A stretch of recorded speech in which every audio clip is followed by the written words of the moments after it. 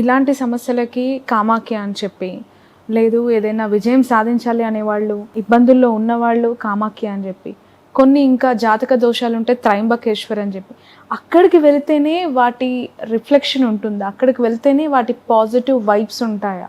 తప్పకుండా అంతే కదా. వాటికి వేరే ఆల్టర్నేటివ్ ఏం మెథడ్స్ లేవా? ఇప్పుడు క్యాన్సర్ రోగం ఉంది, ఖచ్చితంగా క్యాన్సర్ రోగం ఉన్నోడికి పెట్ స్కాన్ చేయాల్సిందే. మామూలు ఏం ప్రాబ్లం లేనికి అల్ట్రాసౌండ్ చేస్తారు. ఏం ప్రాబ్లం అంటే చిన్న చిన్న సమస్యలను అల్ట్రాసౌండ్ చేస్తారు. కాలు బొక్క తిరిగింది అంటే ఎక్స్రే తీస్తారు. కానీ క్యాన్సర్ స్కాన్ చేయాలంటే పెట్ స్కాన్ చేయాల్సిందే. ఓకే. సో ఖచ్చితంగా త్రయంబకేశ్వర్లో ఎందుకు పూజ చేస్తారు అంటే, త్రయంబకేశ్వర్లో బ్రహ్మ క్షేత్రపాలకుడు, అంటే బ్రహ్మ క్షేత్రపాలకుడు అంటే మన తలరాత రాసేది బ్రహ్మ, మార్చేది బ్రహ్మ. అందుకని అక్కడికి వెళ్ళి పూజ చేసుకుంటే తలరాత మారుతుంది.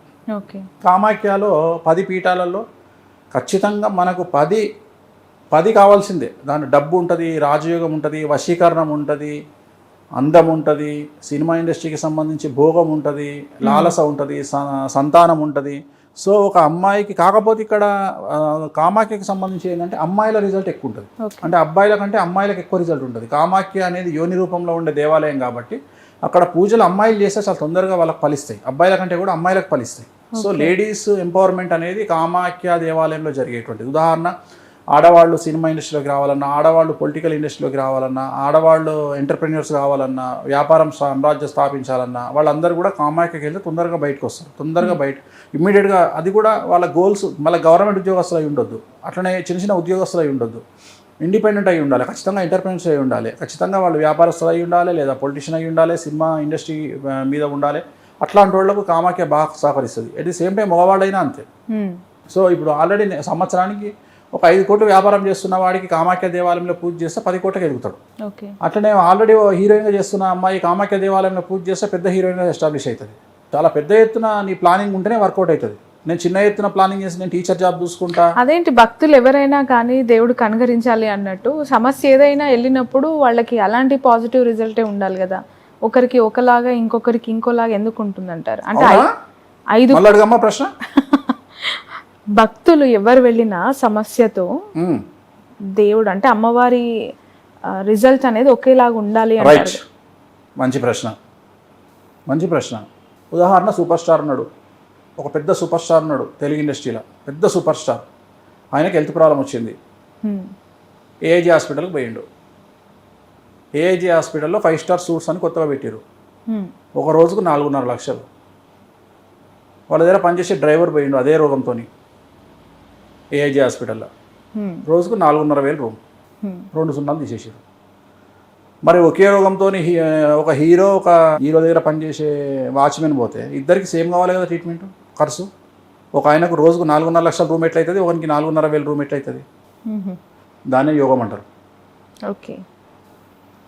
నా దగ్గరికే వచ్చిండు ఒక టీచర్, వచ్చిండు జాతకానికి, ఈ సంవత్సరం నువ్వు 50 కోట్లు సంపాదిస్తావు అంటే నమ్ముతాడా? నమ్మడు కదా. టీచర్కి ఏం సమస్యలు వస్తాయి? ప్రమోషన్లు కూడా ఉన్నాయి. టీచర్కి ఏం సమస్యలు వస్తాయి? టీచర్కి వచ్చే సమస్యలు, ఈ నెక్స్ట్ మంత్ ఏలినాశని స్టార్ట్ అవుతుంది, డిఈఓ వస్తాడు, నువ్వు ఇంట్లో ఉంటావు, సస్పెండ్ చేస్తాడు, మేము ఇష్యూ అవుతుంది. గివే సమస్యలు టీచర్కి వచ్చేది. ఇంతకంటే టీచర్లకు సమస్యలే ఉండవు. టీచర్లకు ఉండే సమస్యలు ఒక డిఈఓతో తప్ప ఇబ్బందితో ఉండవు, లేదంటే ఊర్లో సర్పంచ్తో ఉంటాయి. ఉసుక్కున్న టీచర్ కనుక వేరే పార్టీ ఇవ్వడం తెలిస్తే ఆ ఊర్లో సర్పంచ్ రోజు వచ్చి టార్చర్ పెట్టిపోతాడు, టార్గెట్ చేసిపోతాడు ఈ టీచర్ని. ఇంతకు మించి ఏముంటాయి? అదే ఒక సినిమా హీరో ఉన్నాడు, ఆల్రెడీ నేను 10 కోట్ల సినిమా చేస్తున్న పంతులు గారు, నేను 100 కోట్ల సినిమా చేయాలి, రైట్ పో కామాఖ్య పోయి చేసుకోపో. ఒక బిజినెస్ మ్యాన్ ఉన్నాడు, ఉదాహరణ మిర్చిల బజ్జోని కూడా నేను చెప్పగలుగుతాను. మిర్చిల బండి పంతులు నేను రోజుకు 10,000 ఇస్తున్నా, నేను ఇంకా ఓకే హోటల్ పెట్టుకో, రోజుకు 1,00,000 రూపాయలు సంపాదిస్తావు. నేను అనేది అది వ్యాపారానికి ఇండివిజువల్ జాబ్. నేను అదే జాబ్ ఈజ్ బిగ్గెస్ట్ స్కామ్ అని చెప్తున్నా. జాబు చేయడము అనేటువంటిది ఒక పెద్ద స్కాము. చదువు ఉన్నోడు జాబ్ చేస్తాడు, చదువు లేనోడు ఉద్యోగాలు ఇస్తాడు. ఉద్యోగాలు ఇచ్చేవాడు ఎప్పుడు చదువుకోడు, అది గుర్తుంచుకో.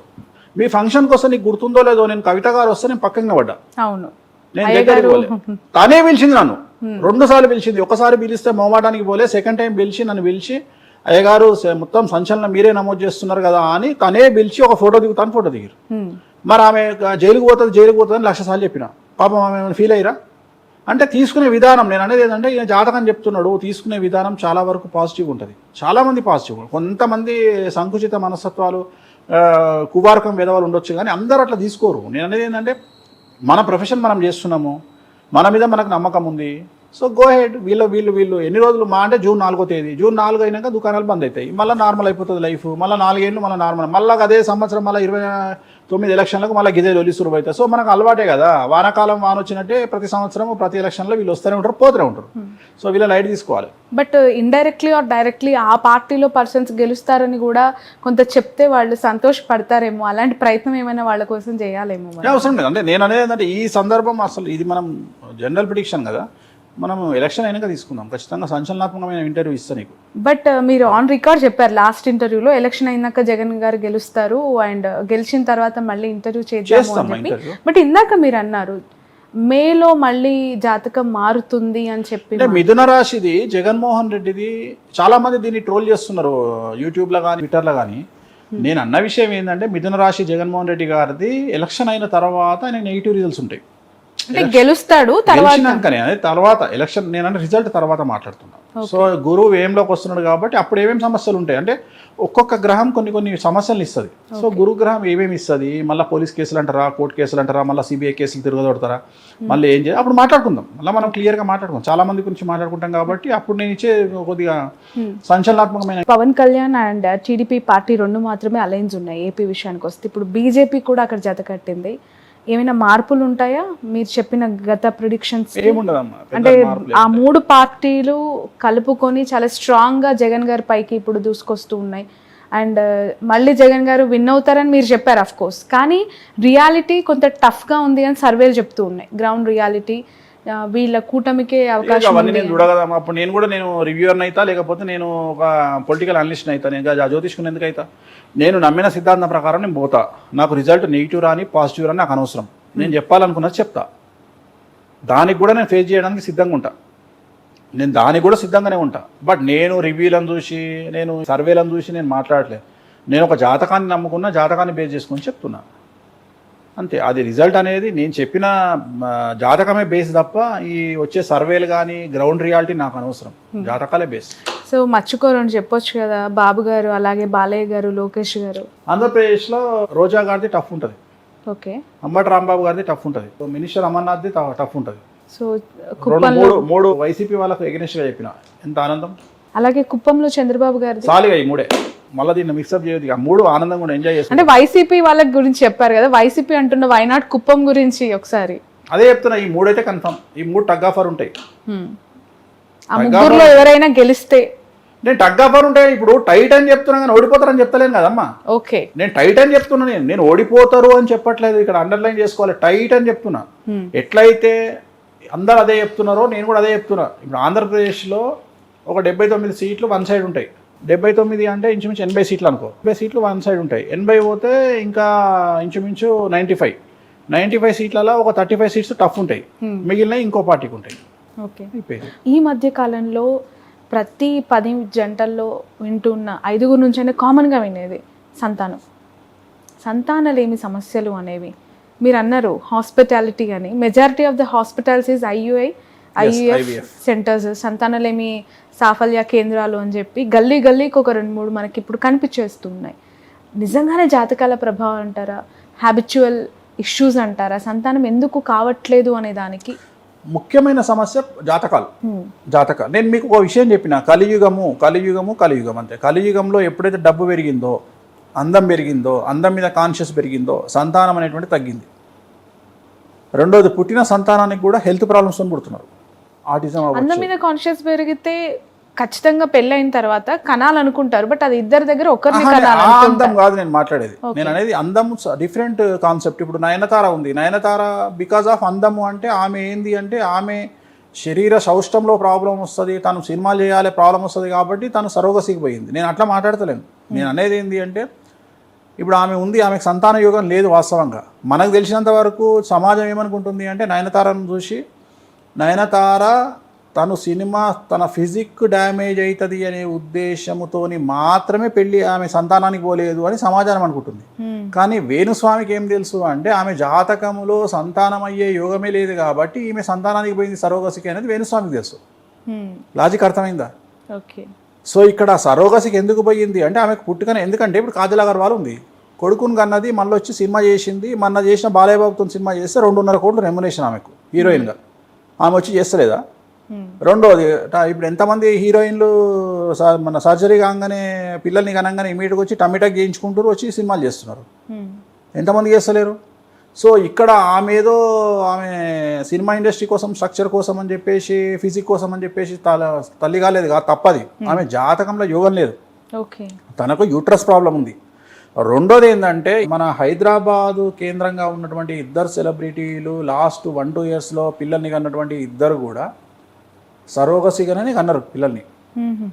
కానీ నేను ఒక విషయం చెప్తా. ఇది ఒక 2 సంవత్సరాల కింద జరిగింది. మాకు తెలిసినటువంటి ఒక అమ్మాయి నా దగ్గరకు వచ్చింది. జాతకం చూసి, అమ్మ నీ జాతకంలో సంతాన యోగం లేదని చెప్పిన. సంతాన యోగం లేదు అంటే ఆ అమ్మాయి ఒక మాట చెప్పింది, సంతాన యోగం లేదు గురువు గారు, కానీ మా ఆయన 2వ పెళ్లి చేసుకుంటా అంటుండు, నన్ను ఏం చేయమంటారు? డాక్టర్ దగ్గరికి పోయిరట. డాక్టర్ దగ్గరికి పోతే డాక్టర్ చూసి అబ్బాయి కౌంట్ బాగానే ఉంది కానీ అమ్మాయి జాతకంలో సమస్యలు ఉన్నాయని చెప్పిండట. చెప్తే వాడేమంటాడు, అవకాశం దొరికింది వానికి, మొగడుకి, నేను ఇంకో పెళ్లి చేసుకుంటా, పిల్లలు పుడతలేరు కదా. సో ఈ సాకుకు అడ్డం చూపించి ఇంకో పెళ్లి చేసుకుందామని స్కెచ్ చేసిండు. ఈ పిల్ల ఏమంటుందంటే, అమ్మాయి గురూజీ నా మొగడు ఇట్లా ప్లాన్ చేస్తున్నాడు, సో దీనికి నేను ఒక విరుగుడు ప్లాన్ చేసిన. ఏందమ్మా? ఏం లేదు, కడుపు వచ్చిందని మా తల్లిగారింటికి పోతా. చూడమ్మా ఇది ఎంత డ్రామాటిక్ ఉంటుందో. కడుపు వచ్చిందని మా తల్లిగారింటికి పోతా, 9 నెలలు ఆడనే ఉంటా. నేను ఆల్రెడీ వేరే దగ్గర దత్తతకు ఒక పిల్లని మాట్లాడుకున్నా, అప్పుడే పుట్టిన పిల్లగాని, ఆమె డెలివరీతో ఉంది. పిల్లగాడు పుట్టినా డెలివరీ కాగానే పట్టుకొస్తా, పట్టుకొచ్చి నాకే పుట్టిండు అని సీన్ క్రియేట్ చేస్తా. మళ్ళీ సీన్ క్రియేట్ చేస్తా అంటే మరి నేను అంతా మేనేజ్ చేసుకుంటాను. నేను హాస్పిటల్ మేనేజ్ చేసుకుంటా, డాక్టర్ని మేనేజ్ చేసుకుంటా, అన్ని మేనేజ్ చేసుకుంటా. నేను నమ్మిస్తా. ఇప్పుడు నువ్వు ఈమె పుట్టిందంటావా, సరోగసి అంటావా, లేకపోతే IVF అంటావా? ఇట్లాంటి సీక్రెట్లు ఎవరి దగ్గర మాట్లాడతారు? మాదేనే మాట్లాడతారు కదా, నమ్మకం వల్ల. నేను అందుకనే పేర్లు చెప్పట్లేదు. ఇప్పుడు నేను ఏం చెప్పాలి? ఇప్పుడు ఆ అమ్మాయి ఉదాహరణ, నేను ఆ భార్యాభర్తలు 2 నా దగ్గరకు వచ్చినప్పుడు, ఆ పిల్ల బంధువులు నా దగ్గరకు వచ్చినప్పుడు, నేను ఈ అమ్మాయికి సంతాన యోగం లేదు అని చెప్పిన. చెప్తే ఆ అమ్మాయికి ఒక్కదానికి తెలుసు సంతాన యోగం లేదని. ఆ అమ్మాయికి కూడా తెలిసి ఏంటంటే, ఆ అమ్మాయి తర్వాత నేను ఏదైతే చెప్పిందో అదే చేసింది. ఇప్పుడు ఆ అమ్మాయి కొడుకుని వేసుకొని తిరుగుతుంది. వానికి 1 ఇయర్. సేమ్ నేను చెప్పినట్టు లోపల బట్టలన్నీ పెట్టుకుంది, చీరలు గీరలన్నీ పెట్టి మొత్తం మీద కడుపు వచ్చినట్టు నమ్మకాన్ని క్రియేట్ చేసింది బంధువులల్లా. తల్లిగారింటికి పోయింది. ఎక్కడ ఒక చిన్న డౌట్ కూడా రాలేదు, ఎక్కడ రాలే, ఎవరికి రాలే. చాలా సినిమాటిక్. ఇప్పుడు చాలా జరుగుతున్నాయి ఇట్లా కేసులు. ఎందుకంటే ఇప్పుడు చాలా మంది ఏం చేస్తారు అంటే, నాకు తెలిసిన పెద్ద పెద్ద సెలబ్రిటీలు బాగా ఏం చేస్తారంటే, సరోగసిని వీళ్ళకు యూట్రస్ ప్రాబ్లం వల్ల, ఓవరీస్ ప్రాబ్లం వల్ల, ఏజ్ ప్రాబ్లం వల్ల, ఎందుకంటే ఈ సెలబ్రిటీస్ చాలా వరకు 35, 36, 37 తర్వాత పెళ్లి చేసుకుంటారు. వీళ్ళకి సంతాన యోగం చాలా తక్కువ మందికి ఉంటుంది ఆ ఏజ్లో. అప్పుడు ఏం చేస్తున్నారు వీళ్ళు అంటే, సరోగసికి పోతున్నారు. మొత్తం సరోగసికి పోయి అవుట్కమ్ ఏం చేస్తున్నారు అంటే, వీళ్ళే అన్నట్టు బిల్డప్ ఇస్తున్నారు.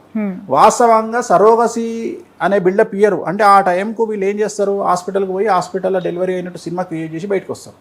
కానీ వాస్తవంగా మొత్తం సరోగసి బ్యాక్గ్రౌండే ఉంటుంది వీళ్ళకు. అందుకని ఏమైపోయింది, ఈ మధ్యన సెలబ్రిటీస్ గురించి నేను సంతాన యోగం లేదు అని చెప్పడం ఆపేసిన.